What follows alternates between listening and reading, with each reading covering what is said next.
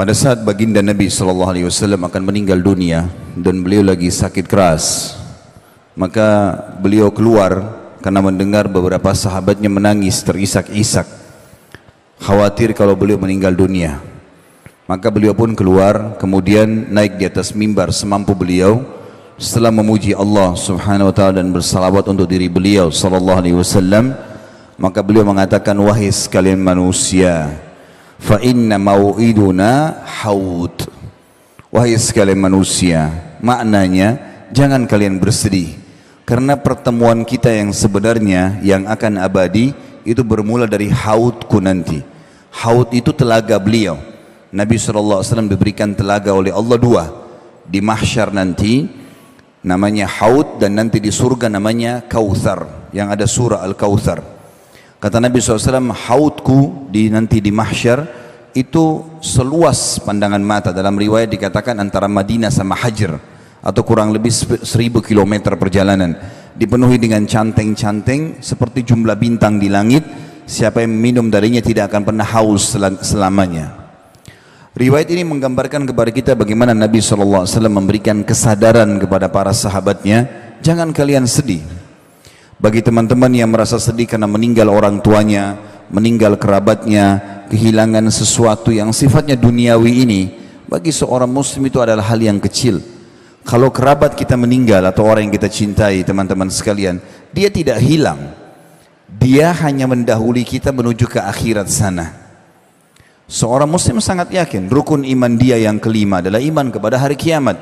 Urutannya adalah meninggal, proses dicabutnya ruh, kemudian dimasukkan ke alam barzah di kuburan, kemudian pembangkitan di hari kiamat mahsyar, ditimbangnya amal baik amal buruk, lalu kemudian surga dan neraka. Dan kita sudah dapat rinciannya. Kita sekarang di duka bumi ini setiap saat ada buku, sudah terjemahan bahasa Indonesia cukup banyak berhubungan dengan masalah surga. Apa saja berhubungan dengan surga itu, dari tanahnya, dayang-dayangnya, istanahnya, makanannya, minumannya, semua terinci. Kita sudah punya bocorannya. Dan neraka dengan siksa yang paling rendah sampai yang paling berat pun itu juga sudah diceritakan semuanya, sudah ada gambarannya. Maka seorang muslim sangat faham ada akhirat. Berarti orang-orang yang sedang kita cintai meninggal dunia itu, mereka sebenarnya tidak hilang, tapi mereka hanya mendahului kita saja. Saya pernah menghadapi ada ponakan saya di kota Makassar sini, umur 19 tahun, meninggal dunia, subhanallah. Sore hari dia aman-aman saja, lagi ngantar kakak saya, kebetulan kakak kandung saya sendiri, ibunya itu diantar pergi ke tempat kursus adiknya. Kemudian rupanya dia pulang, dia sholat maghrib di rumah, lalu kemudian temannya telepon minta dijemput di bandara Makassar. Dia keluar habis sholat maghrib, begitu keluar dari pintu tol Makassar menuju ke bandara, ditabrak oleh mobil besar, truk, meninggal dunia di tempat. Tidak ada satupun kerabat yang tahu ini berita.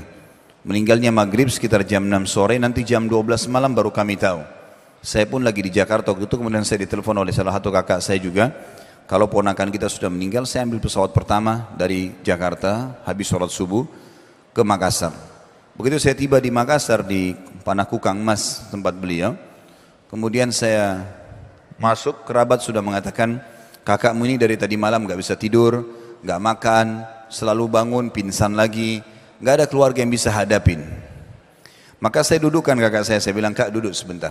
Begitu beliau duduk, dan saya bilang, kebetulan anak ini bernama Hamdi, rahimahullah, sudah meninggal, ponakan saya. Lalu saya mengatakan, kalimat pertama saya, Hamdi ini tidak hilang. Itu bahasa saya pertama. Karena pemahamannya, kakak saya memahami anaknya sudah hilang. Hamdi ini tidak hilang. Kok bisa? Dia tiba-tiba duduk, lalu dia mengatakan, kok bisa? Bukan dia sudah meninggal? Saya bilang, iya. Sebagai seorang muslim, kita yakin dia tidak ada di depan mata kita sekarang, walaupun sudah dikubur, tapi kita sangat yakin akan bertemu di akhirat. Tidak mungkin tidak. Orang-orang yang meninggal terlebih dulu, seperti ibu kami sudah meninggal, ada paman kami namanya Fulan, saya sebutin nama paman kita si Fulan, nama tante kita si Fulan, meninggal dunia semuanya. Toh juga mereka sudah menuju ke akhirat, dan kita sedang menuju ke sana. Saya sama kakak pun ini sama-sama, asal tiketnya sama, iman dan amal soleh nggak ada masalah. Maka akan ketemu di sana, dan itu kita yakin sekali. Sebagaimana dunia ini ada kehidupan akhirat di sana. terbaik kita kerjakan sini, kita akan panen di sana. Faman ya'mal mithqala dzarratin khairan yarah. Siapa yang buat seperti biji sawi dari kebaikan, yarahu, dia pasti akan diperlihatkan atau melihatnya. Wa may ya'mal mithqala dzarratin syarran yarah. Kalau diberhentikan bacanya yarah, tapi kalau dibaca langsung yarahu. Siapa yang berbuat seperti biji sawi dari keburukan, pasti dia akan temukan dan dilihat atau diperlihatkan kepadanya. Alhamdulillah setelah itu beliau jadi faham masalah ini. Juga teman-teman, itu bagi orang yang kehilangan kerabat. Kalau ada kehilangan benda, materi, seseorang kalau yakin adanya kehidupan akhirat, jadi ringan buat dia. Karena dia berpikir, oh orang ini sekarang ambil benda saya tagih, dia nggak mau kasih, saya akan ambil di akhirat. Tidak ada sesuatu yang luput. Seorang muslim akan sangat tenang, karena dia yakin ada hadis Nabi SAW. Maka apakah kalian tahu siapa orang yang bangkrut? Kata para sahabat, ya Rasulullah, orang yang tidak ada dirham dan dinarnya, bisnis bangkrut. Kata Nabi SAW, bukan, itu kecil. Yang bangkrut sebenarnya adalah yang datang pada hari kiamat membawa lengkap pahala solat, pahala puasa, pahala zakat, tapi ya dia datang dari satu sisi pernah mencaci maki orang ini, pernah memukul orang itu, pernah mengambil haknya orang yang ini, lalu mereka datang menuntut pada hari kiamat. Dan pada saat itu diberikanlah pahala-pahala dia kepada orang-orang yang menuntut ini. Kalau habis pahalanya, sudah dibayar-bayarin utang dia, gitu kan, kesalahan-kesalahan dia selama dunia tidak sempat dia minta maaf, maka akan diganti, akan diberikan dosa-dosa orang-orang yang menuntut dibebankan kepada dia. Maka dilemparlah dia ke neraka sejauh timur dan barat. Seseorang muslim sangat yakin teman-teman sekalian, kalau ada hak kita yang sedang diambil oleh orang lain, kita sudah minta di muka bumi ini, tidak juga bisa kita dapatkan, dengan cara dia memanipulasi data-data tersebut, tetap kita akan panen dalam bentuk pahala pada hari kiamat. Hasan Basri rahimahullah pernah dicaci maki dan digibah oleh seseorang, lalu kemudian dia baru mendapatkan satu tangkai kurma yang sangat segar, kemudian dia antar ke rumah orang tersebut yang menggunjing dia, diantar ke rumahnya, lalu kemudian dia mengatakan, ini balasan terhadap kau telah memberikan kepadaku pahalamu, maka aku ganti dengan kurma ini. Seorang mukmin tahu betul tentang ada kehidupan akhirat dan membuat dia tentram. Benda apapun luput tidak ada masalah. Terlebih lagi kalau kita fahami lebih jauh lagi, kalau ada sesuatu yang kita harapkan dan belum kita dapatkan, berarti belum rezeki kita. Hasan Basri berkata rahimahullah tentang masalah, kenapa anda bisa zuhud di dunia? Bagaimana bisa anda ini selalu akhirat targetnya? Dia mengatakan, karena saya sangat tahu kalau Allah telah membagi rezeki dan tidak akan pernah rezekiku diambil oleh orang lain. Gak ada ceritanya orang lain makan kemudian itu berarti punya saya yang diambil sama dia. Memang sudah rezeki dia. Dan aku selalu senang karena aku taat dan aku selalu patuh. Karena aku tahu amal solehku tidak akan dikerjakan oleh orang lain, maka aku sibuk beramal soleh. Dan aku yakin Allah Tuhanku mengawasiku, maka aku tidak mau bermasalah karena dia melihatku. Dan juga aku tahu kematian sedang menungguku, maka aku pun punya persiapan untuk menghadapinya. Nabi SAW juga mengingatkan kepada kita teman-teman, melalui dunia ini selain kita mengejar prestasi terbaik, boleh silakan cari rezeki halal, pasangan yang baik, keturunan yang banyak, coba kejar, tapi halal konsepnya. Juga kalau kita punya masalah-masalah sebelum menuju kepada kematian, selesaikan semuanya. Nabi SAW waktu sakit keras setelah turun dari mimbar tadi, dalam lanjutan riwayat beliau kemudian memegang tongkatnya sambil berkata kepada para sahabat, siapa yang pernah aku sakiti, maka ini tongkatku, silakan pukul badanku. Siapa yang merasa hartanya pernah aku ambil, ini hartaku, ambillah sesuka kalian. Apa maksudnya? Nabi SAW mengajarkan kepada kita, jangan kau tinggalkan dunia sementara kau punya musuh-musuh. Karena ada hisab hari kiamat, selalu ada hubungan dengan akhirat. Karena ini ada akhirat, hati-hati, ada di sana, ya, di mana kita akan dihisab. Kata Ali bin Abi Thalib radhiyallahu anhu, dunia telah pergi. Tiap hari kita berjalan ini, hidup lagi besok pagi, sudah makin berkurang umur kita. Dan akhirat sedang datang. Dan dua-duanya punya anak-anak. Maka jadilah diri kalian anak-anak akhirat. Ingatlah, di dunia amal tanpa hisab, tapi di akhirat hisab tanpa amal. Jadi selalu dihubungkan dengan masalah akhirat. Ingat, yang kau kerjakan sini akan kau tanggung jawabkan di sana nanti. Juga bagi teman-teman yang pernah putus asa dalam beramal, merasa dirinya, oh saya pernah buat dosa, maka saya merasa tidak mungkin Allah maafkan saya. Ini keliru. Rahmat Allah luas. Dalam sebuah hadis sahih riwayat Bukhari dikatakan, nanti akan didatangkan orang pada hari kiamat, dihisab oleh Allah subhanahu wa ta'ala. Maka pada saat dipanggil namanya si fulan, majulah, maka dia menuju ke arsy Allah. akan dihisap oleh Allah SWT. Maka mata semua menuju ke orang tersebut. Lalu Allah menutupinya dengan cahaya. Di dalam hadis dikatakan. Lalu tidak kelihatanlah dia oleh orang-orang yang lain. Lalu Allah bertanya kepadanya, hai fulan, bukankah kau telah bermaksiat kepada aku di waktu ini? Dia mengatakan iya. Bukankah kau telah begini dan begitu? Dia mengatakan iya. Dia akui semuanya. Lalu dikatakan, apa yang kau harapkan dariku? Kata Allah kepada hambanya. Lalu hambanya mengatakan, aku berharap pada saat kau berdosa engkau memaafkan dan engkau menutupi aibku itu. Maka kata Allah SWT, ketahuilah aku telah memaafkan semua dosa-dosamu dan aku telah terima semua amal salihmu. Pergilah, ambil bukumu dengan tangan kananmu. Maka Allah SWT rahmatnya luas sekali. Dalam sebuah hadis sahih dikatakan, Allah Subhanahu, kata Nabi SAW, Allah menciptakan 100 rahmat, kasih sayang. Satu diturunkan di muka bumi ini, diantaranya adalah hewan-hewan yang mengangkat kakinya supaya anaknya tidak keinjak, gitu kan? Atau kasih sayang ibu kepada anaknya. Dan Allah masih menyimpannya 99 rahmat pada akhirat nanti.